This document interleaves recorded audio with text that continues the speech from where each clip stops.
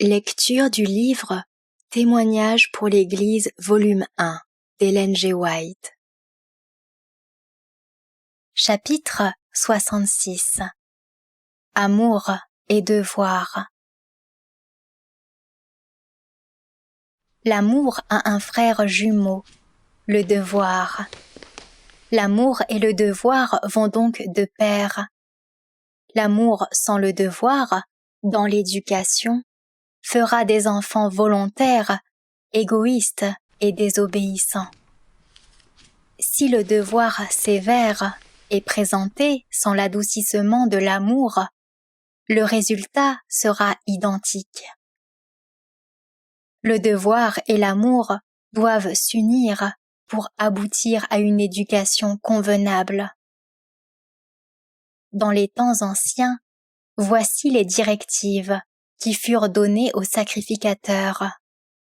Ils enseigneront à mon peuple à distinguer ce qui est saint de ce qui est profane. Ils lui feront connaître la différence entre ce qui est impur et ce qui est pur. Ils seront juges dans les contestations, et ils jugeront d'après mes lois. Ézéchiel chapitre 44, versets 23 et 24.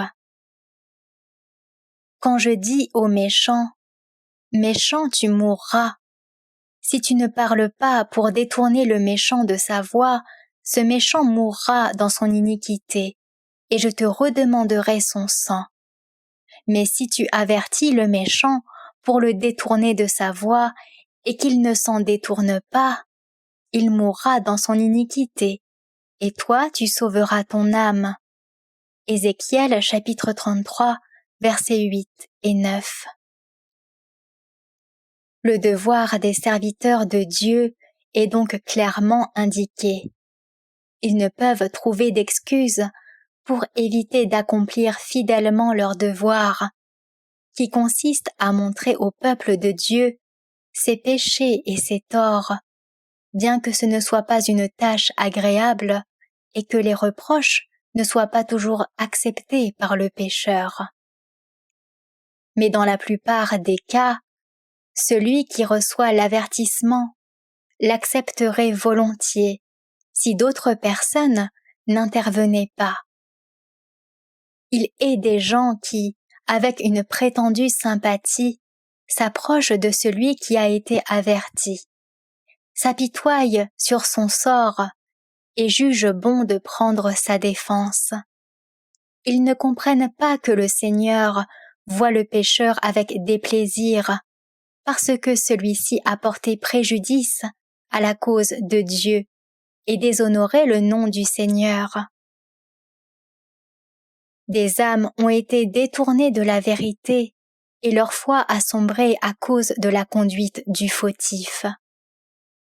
Mais le serviteur de Dieu, dont le jugement est obscurci et dont l'esprit est soumis à des influences fâcheuses, prend aussitôt position pour le fautif, qui a pourtant fait beaucoup de mal, et en même temps contre celui qui lui montre son péché.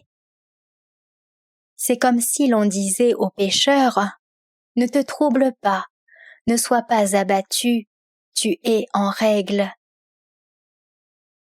Dieu demande à ses serviteurs de marcher dans la lumière et de ne pas se boucher les yeux, afin de pouvoir discerner l'œuvre de Satan.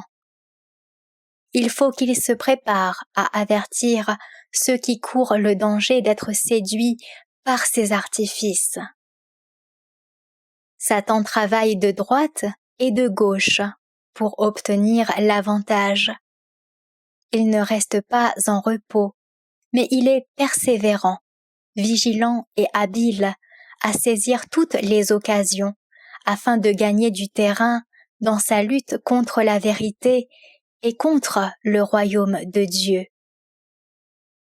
Il est lamentable que les serviteurs de Dieu soient si peu sur leur garde en face des ruses de Satan.